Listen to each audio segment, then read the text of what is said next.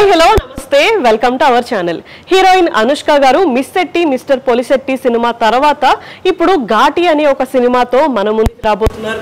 Actually బాగుమతి cinema తర్వాత అనుష్క గారికి అంత పెద్ద హిట్ సినిమాలు ఏమీ లేవు. ఆల్మోస్ట్ 7 years అయితే అయిపోయింది ఆవిడకు ఒక మంచి హిట్ సినిమా అయితే పడి.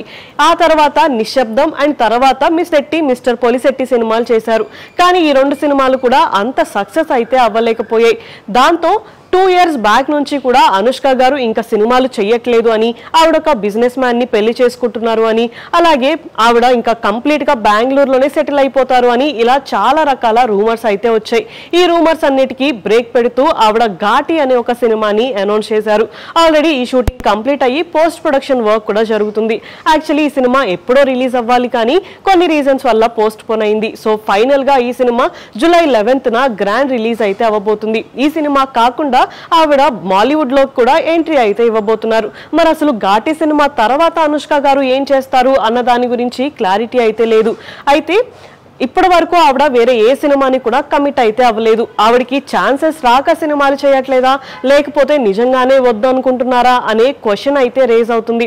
అంతేకాకుండా ఆవిడ ఇంకా తెలుగులో సినిమాలు చెయ్యట్లేదు అని అండ్ మాలీవుడ్ లోకి ఎంట్రీ ఇచ్చారు కాబట్టి మాలీవుడ్ లోనే ఇంకా సినిమాలను కంటిన్యూ చేస్తారు అని ఇంకొక టాక్ అయితే వినిపిస్తుంది.